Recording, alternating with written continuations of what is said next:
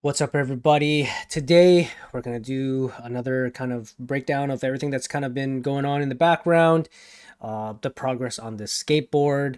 These were the things I was able to do last week in terms of kind of progress. So we'll go through it. So the very first thing that I wanted to do was I wanted to combine version in Painter, a combined version in Painter to see it all together, offset to the side so that way it's easier to kind of see the changes. So for example, prior to this video, we only had this skateboard here, right? And the skateboard, when I was kind of like making changes and such to it, it was difficult to actually see what the final product looked like. So I needed to create a final or a combined version of it, right? Like seen on this other side here, so that it's easier to kind of make a judgment call on how things are actually looking when it's put together. So this is really good for like baking, right? This one on the right side, it's the blown up version, and the exploded pieces are kind of moved out so that it's easy to paint on things, but it was difficult to see it as a full piece. So now you can make adjustments and paint on things over here, and then also kind of see the final result on this other side. So that was kind of my next step, something that I didn't do, and so I wanted to kind of get that done. So how did I do that? So let's quickly kind of go through that. So originally I had this like low underscore SP. That stands for low poly 4 substance painter, right? This was kind of like blown up and all that. Let me turn off this there, turn off the high poly. And so this is what I kind of had originally, right? UV'd all that. And then I needed to create, so I like combine things, move things back to its like 000 positioning and stuff like that. Duplicated things, move them and put them into their proper places, right? And then I just called it, I put it into a group called combined, and I left it in the low underscore SP just because this way I know when I need to export out for Substance Painter, I just grab this parent group up here and I just import it, right? And so went in, re-imported it, and boom. And so that's how I was able to kind of keep things nice and clean and simple. And I think the offset, let me just see here. Where is the offset? The offset, again, this could be whatever you want. I put it as an offset of -50. So that probably is -50 centimeters. So a half a meter away, just so that there's just some space. All right. The next thing that I did was I started noticing that, the text and things like that were flipped, right? So I needed to go back into Maya and make sure that the UVs on at least this front wheel was matching with the main wheels, like the main this main wheel here, right? And not only did it need to like match, um,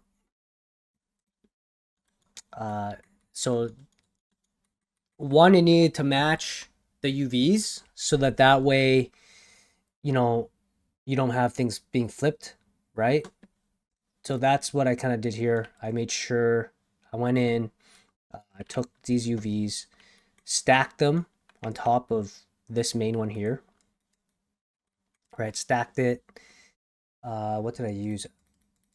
UV toolkit. I would stack them as closely as possible. Then I would actually select all the UVs, and then I would go to align and I would go match UVs, right? And then if you shift left click on it, you'll actually see the tolerance on here.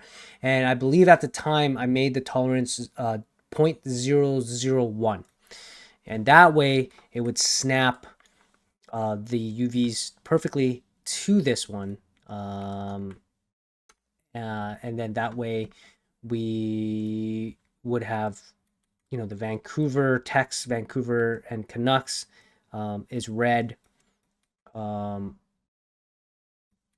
correctly here.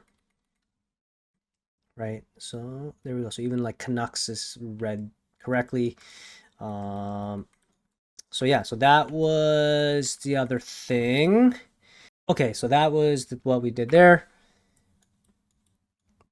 Wheel logos and graphics. So before I jump into that, I needed to work on the adding the screws, right? So there's screws. Where are they? So there's like screws, right, coming that are like attaching the trucks from the other side, where you can kind of see the screws there. Very very subtle, right? Very subtle, but they're there. And so yeah, so I went in and I made sure that I added some screws there onto there. Let me remove the wireframe here, right? So you can see that there's some screws there, right? And what I how I did that was I just went to where's it, the deck. I went to deck grip mat, and there was these screws. So I made a metal kind of material. Um, I went into the normal.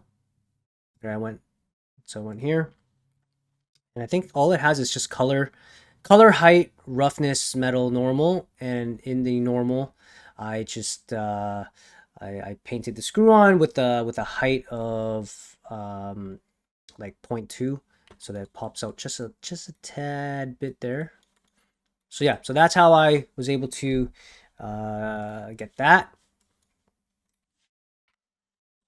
And then I wanted to start putting like the wheel, like the logos on the wheel, because before it was just kind of like this simple kind of, it was just, I believe, like the green, right? And I felt like it was needed to kind of have just a little bit more than just that. I thought that adding in the logos would be really cool, like kind of to break up that green that I had there, and it turned out pretty good. At least I think that that's pretty cool design. So I just kind of grabbed the logos. So let's go to the truck wheels here. Let's see here. I think this is the plastic. No, this is the plastic. Yeah, so this is the plastic. These are the wheels. I could probably name this wheels now. Wheels, right? If I wanted to keep things nice and clean. And then, so this is the Van Tex, right? And then I put the Johnny Canuck base color on there, and just stenciled that on. And then this is the Orca, right? So just layering it up like that, and then that's the green. So yeah, so I layered that onto there to kind of give a nicer design on the wheel. So that was that. And then lastly, the last thing that I did was I did the grip dot color variation. So let's take a look at that. So let's take a look at the deck. Let's go here. And so originally, when we just had um, the block out, this is kind of what it looked like before. And when looking at references, I can see kind of like this kind of sandpaper kind of variation in the color. And so I added a little bit of like a lighter gray noise on another material, and then I added another more lighter gray material to kind of fake and give that look. And from a distance, I mean, it is kind of noticeable. So I think that it is definitely worth doing that. Um, so yeah, so I thought that was nice little touch there to kind of give that sandpapery texture and variation in the color to the skateboard. So yeah, so that is kind of where we're at. So there we go. What's up next for me is I want to on the deck side of the wood. So this side here, I want to kind of add some more imperfections and things like that to make it feel and look more like wood. And then for the deck board texture, I just want to add like a little bit more variation, right? Like I see that there's like some, you know, Like this one looks a little bit more like just glossy paint or whatever, but like I'm looking at here like to see how they kind of have this breakup in that material. And this one looks really cool where it has almost like this fiber, carbon fiber kind of look going on. So, you know, I'm thinking I might just add just a little bit more of a material breakup to it to give it a little more style.